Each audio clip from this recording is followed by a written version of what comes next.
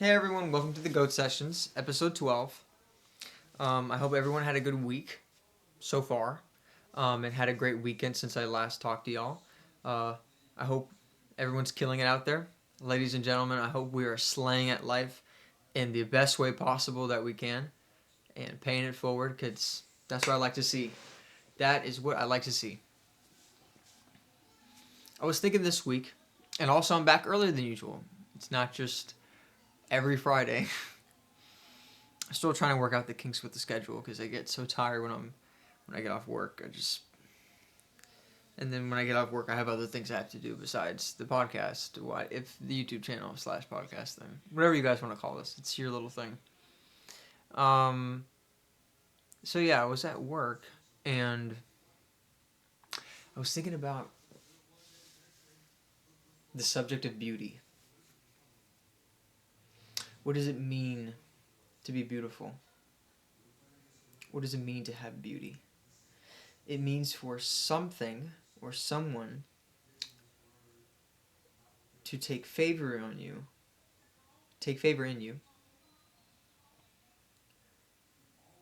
because something about you is tantalizing to at least one of the five special senses, which would be sight with your eyes, sound, hearing, taste with your lips / tongue,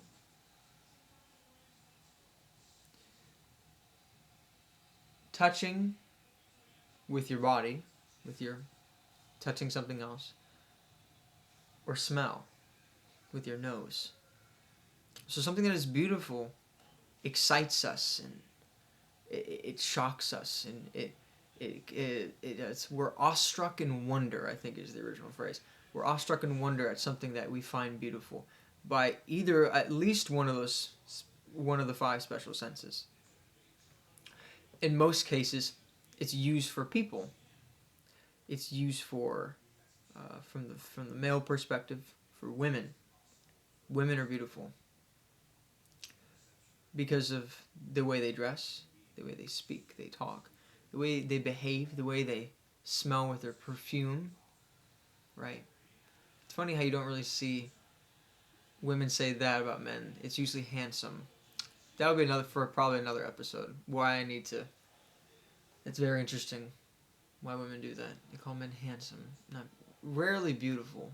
It's more handsome.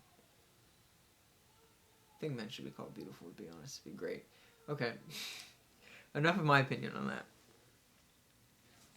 But yeah, it's usually regarded for people, either for a beautiful woman or someone who is beautiful in general. It could be for a car, it could be for a house, it could be for a scenery, like the horizon, a sunset, sunrise, night sky with constellations about. Could be the day, could be an experience that was beautiful. In the sense of an experience being beautiful, you could even say that it's an amalgamation of the five senses because it includes another sense, which isn't really a sense. It's the ultimate sense, is what's processing everything, is the mind. So if it's tantalizing to the mind, it's considered beautiful. Yeah, and actually, when you think about that, yeah, it would be tantalizing to the mind because it goes through the five senses, at least one, and it gets processed. And once it gets processed in here as, you know, um, as good, as great, as beneficial to oneself as changing your perspective or increasing your likelihood of pursuing it, wanting it, I think it would be deemed as beautiful. But then again, beautiful is a hard word. So aside from that, I was thinking about beauty in that regard, and I thought of this principle that many people lie to themselves about, and myself included. I'm no different from anyone else on this planet. But it's funny how I've known this my whole life, and yet when I vocalize it out loud, it it had some gears turning. Let's put it that way. Beauty is frightening, and it does not correlate with good or evil. That is probably why beauty is frightening. I thought about that. I'm like, beauty is really a scary thing when you think about it. Because when you look out into the vast void of the world as it is right now, like Earth as it is, your experience, your life, you look at just what's in front of you right now. You don't really see anything at first glance as beautiful. But once you do, you understand that you're now holding it in high regard. And wherever you place it in high regard is unknown. It's unknown in how much you treasure it. That's why it's frightening in a sense. Why something can be beautiful. Because if whatever the thing is, person, place, or thing, noun, whatever the noun is that is beautiful, is something foreign. It becomes immediately foreign to you. Not because that you don't it's not because you don't view yourself as beautiful. I'm not talking about a self-esteem issue. It's that you're putting it and you're instantly viewing it as something not only far removed from yourself, but categorizing as something differently. Because you may say, no one really thinks of themselves as a beautiful person. Let's be honest here. It's not the first word that comes to mind. We think we're good people. We think we try. We think we're decent. I'm a beautiful person. It has some self-inflated connotation to it and narcissistic qualities. You'd have to get a while in your self-exploration to get to that point of thinking that you're beautiful, which is not wrong. I'm just saying it takes thought. But at the moment you see something, you think, wow, that's beautiful. It should be scary. It should be threatening, because with beauty, in nowadays society holds power. There is some power in beauty. And if you see something as beautiful, you should immediately think, oh my gosh, the things whatever that thing can do, whatever that thing can attract, can lure, can command, just by existing. Now you may think that sounds very esoteric, because the thing that could be beautiful could be a thing. It could be an object. It's not a person. It can hold no power. And that's where I disagree. Things do have power. Objects do have power. Not in their mere existence, but their utilization. That's where they have power. A knife means nothing unless it's in the hands of a butcher, a chef, or a murderer.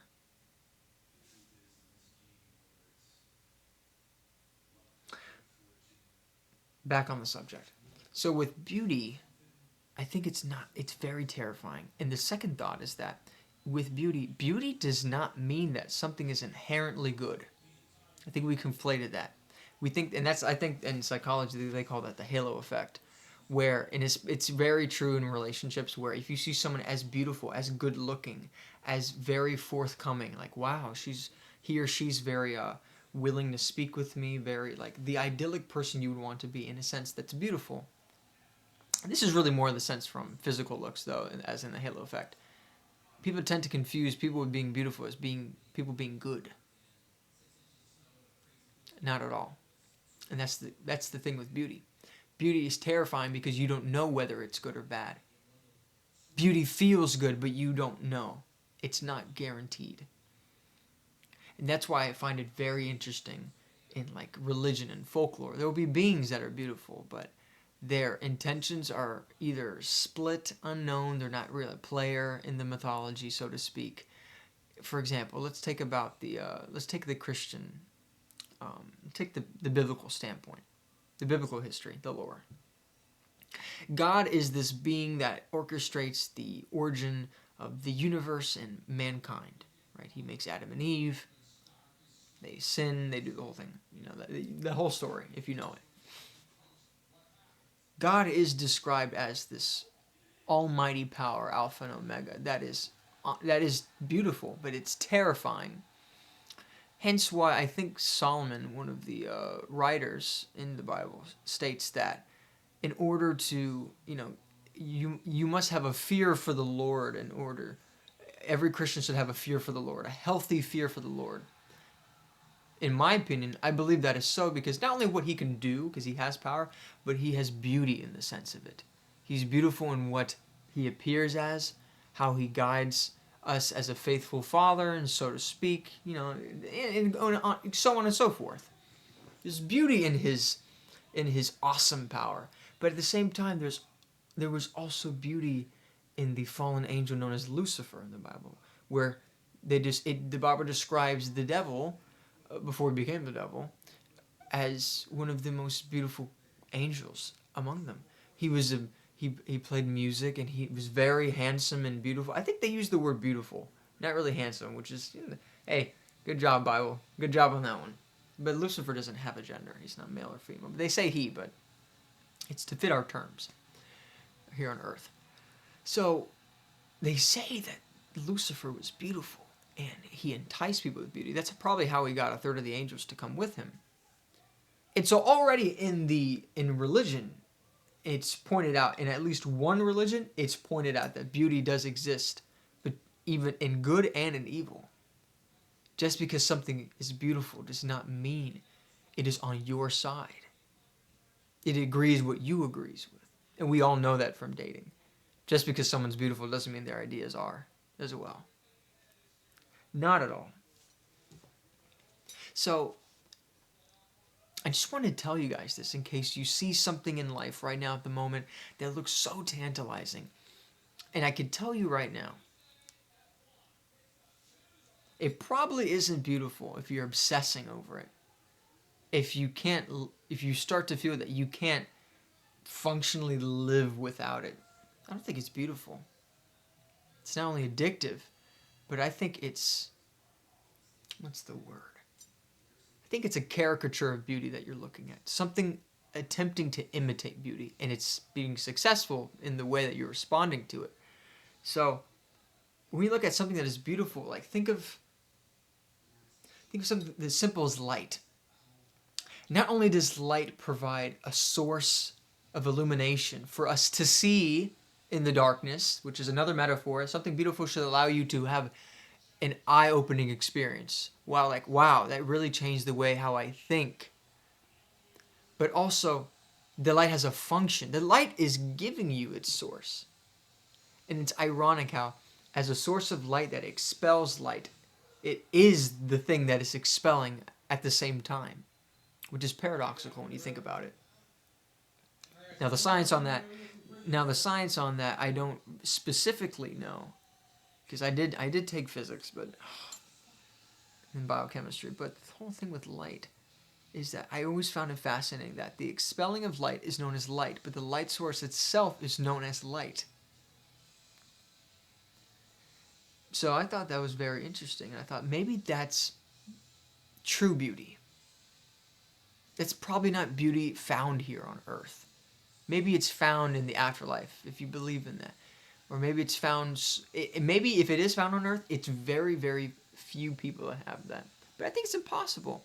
Because to have a self-regenerating source of beauty, or light, so to speak, in a replacement of beauty, which I don't think is the case, because you can't recycle your own energy that you put out. So it's got to be another phenomenon. Sorry, light. I got to diss you.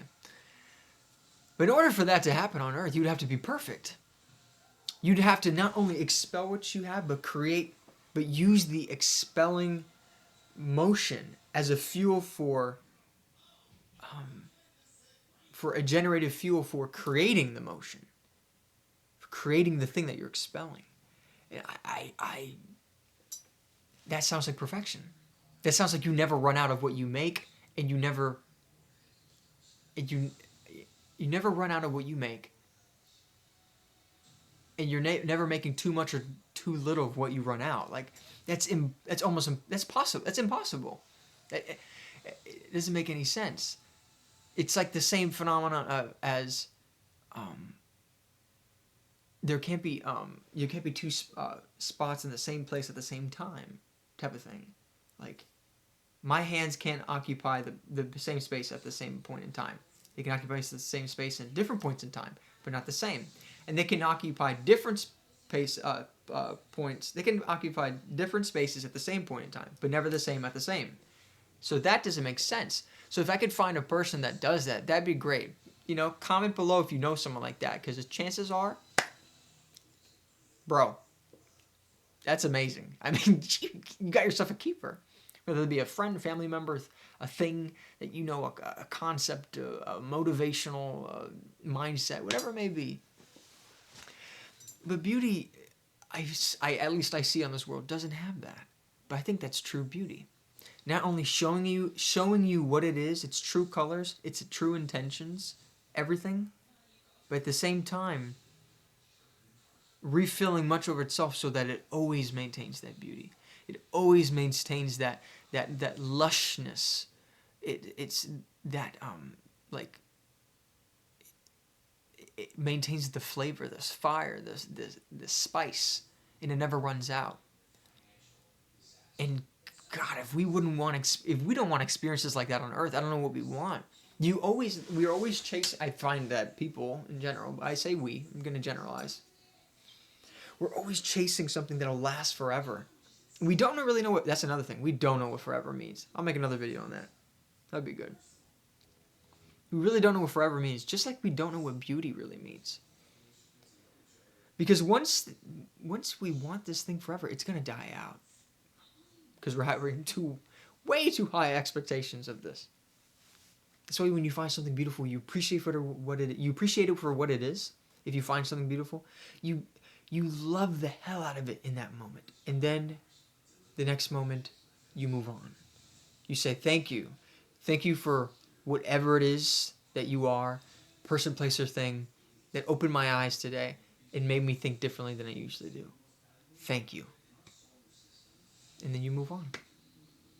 Because if you get attached to it, it no longer really becomes beautiful. It becomes an idol, an edifice for you, which you could just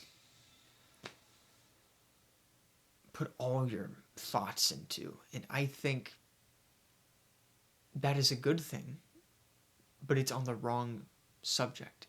It's on the wrong muse for your thoughts, so to speak.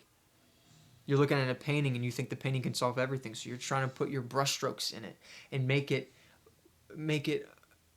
not only a part of you, but the painting itself. You're trying to merge your thoughts into the painting, and the painting doesn't like that, and it's going to show up as ugly.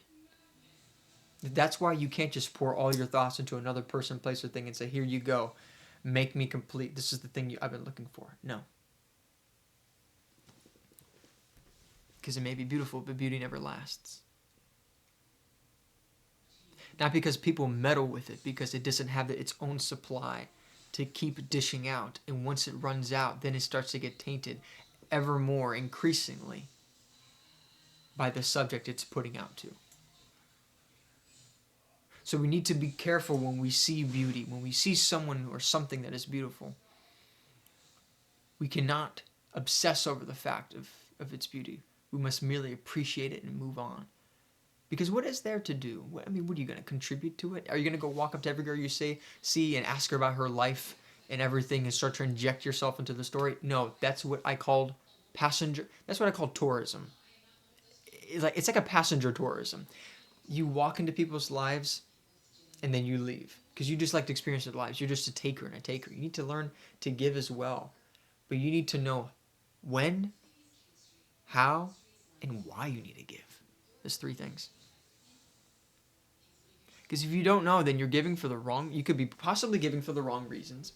You could possibly be giving when it shouldn't be a time to give, and at the same time, you don't even know the mode or the medium in which to give your thoughts or your expertise, whatever it may be, expertise, thoughts, actions, behaviors, decisions on the matter, contributing to that beauty, whether that be the beauty be a marriage with you and your wife and kids, or your job, or your financial situation, like you own a mansion. I don't know. It could be anything. What you see, you need to know when to give and when to take, when to relax and when to go. And I think that's part of the reason why we don't know if beauty is good or bad, because if it were inherently so, we'd be screwed. I think we'd be screwed more than we are now. Because then people would mindlessly follow beauty. I think that's a hellish world to live in. This is probably the worst, if not one of the worst punishments, if we were to receive a punishment as humanity, to constantly worship beauty. Because that's where we're heading right now. Regardless if beauty is good or bad, we have now been injected with the thought in our society at a young age that if something's beautiful, it must be good for you. That is not the case. Not at all. So we need to be careful what we listen to, what we think, what we deem as beautiful, because beauty is not going to save us in the end. It only indicates, it does not save, it does not sanctify us at all. At the end of the day, it's you. You're player one. You're making your decisions at the end of the day. Your beauty will only get you as far as it can, and it will erode. It will turn into emotional beauty and, in wisdom, right? Because there is beauty in wisdom, but it's mainly wisdom that takes over. That's why, in my opinion, wisdom is superior to beauty. You can have a beautiful person who knows nothing, or you can have a wise person who looks ugly. I'm sticking with a wise person any day. There's no doubt about it. There's nothing that the beautiful person needs to say that I want to hear. Because though they may appear genuine and beautiful, they may not even be bad or good, just indifferent. Just a vessel for beauty to live in. And honestly, that's pitiful. Because I'd rather you be bad or good, not in between, not indifferent to it. If you're wise, you're going to pick a side most of the time. You're going to have some, and if you're not going to pick a side, even if you're wise, you at least give food for thought regarding each side. A beautiful person relies on their attractiveness to fuel these conversations, to fuel decisions and philosophical thinking, whereas someone with wisdom does not need to look presentable or well accomplished from merely the outside. They just need to speak the right words at the right time in the right manner. That's it. Just be careful out there. What may be beautiful may or may not be good for you. That's why when you receive beauty through each of the five senses leading to the mind, check if one of the senses is giving you red alert. Something feels off. Because then likely it is. You cannot trust anything at face value. Not at all. Especially beauty. So be countercultural with this, guys. Ladies and gentlemen, please be countercultural with this. Because at the end of the day, people are going to tell you that something's beautiful and that you should adhere to it. You should look to it. But remember when to give it its due and when to receive your due back and move on. That's it. Not even receive your due back. Just give it its due and then just leave. Because your due doesn't really cost anything from you when I think about it. It's just your opinion on the matter. Your opinions really mean nothing at the end of the day. If you dish them out. If you just say, oh, that's nice. Let's move on. The opinions do matter because it's part of your moral compass and how you frame the world and how you see everything. But if you're just merely just commenting on something, it's insignificant.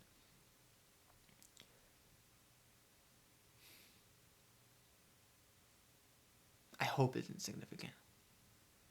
Because if it is significant, then that means that everything we ever comment on that is beautiful means something and it changes our psyche, which is terrifying to think of, that we're shaping ourselves because of what we say and put out.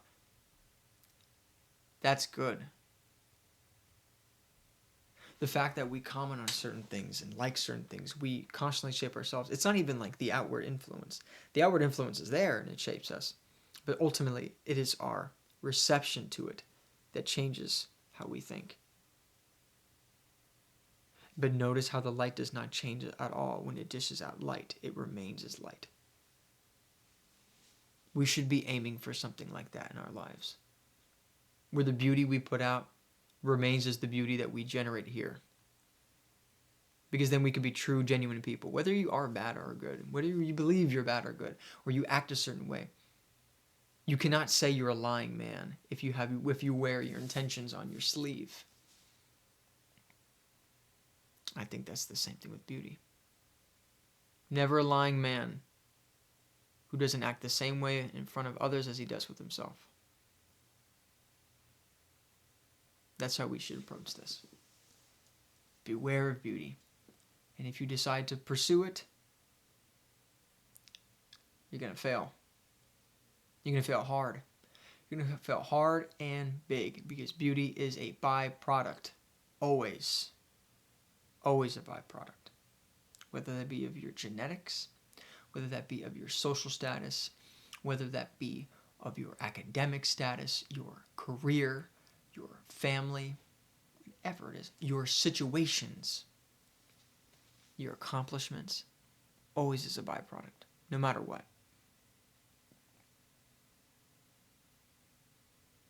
Mimic the light. I think that's our goal. We should be lights in this world that never run out of its source, in a sense. And I'm talking about an abstract light. I'm not talking about, because this is obviously running through an electrical system in the house that is fueled, that has a breaker also connected to it, so it's making the whole circuitry in the house. But be as a light that fuels itself. And you may say, well, that's impossible. Why strive for the impossible? I'm not asking you to strive for the impossible.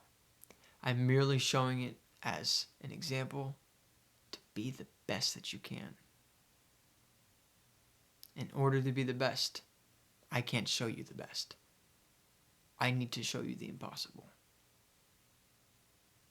That is the only way we can move forward in life. If I show you the best, then that means that you may believe there's nothing past the best. There is always something past the best. That is why the impossible exists. That is why it exists. And with beauty, there's always going to be more and more and more. So that's why, in order to mimic these beautiful things that we see in life and to harbor them, we must look at the right things to mimic in order for those things to come out of us. And we must mimic the impossible. And if we try and fail, we're merely becoming better to the road of the best while viewing the impossible as the image. I think that's what we should strive for. And there will be pain. There's pain in that for sure. But don't you think in order for the thought of the impossible to even exist, to have the guide of the impossible, that little scenario wasn't also harmful? The man who could do everything, the woman who could do everything, the person who could do everything. I think the idea even harms itself in its thought. But in its own chaos, and even in its own harmful requirements, there is a peace knowing that no one will attain this. That on the road of chasing impossibility to become the best, you must know that the best will be enough. You don't have to break the painting in order to steal the impossible, because the painting isn't there. It's in here. You don't need to. Strive to be the best, knowing that the best is enough. Having the impossible as the image, as the necklace you wear around your neck. Couldn't put it better anyway myself, actually. It's really good. Wow. I didn't think it would end up like this. Okay. But yeah, guys, beware of beauty.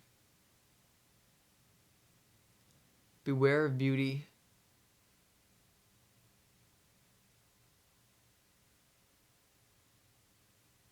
Really, there's really else nothing left to say there. I think it speaks for itself.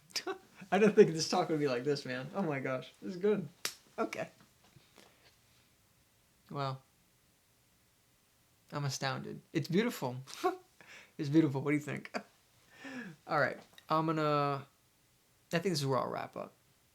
So we discussed beauty, how we see beauty, how is beauty processed, what is beauty, right? And how do you interact with beauty, and how to mimic it, but also why not to chase it alone, because it is merely a byproduct of our circumstances and our character at heart when we are in those circumstances, if we act right, in my opinion. If you're looking for that good beauty, at least, you know.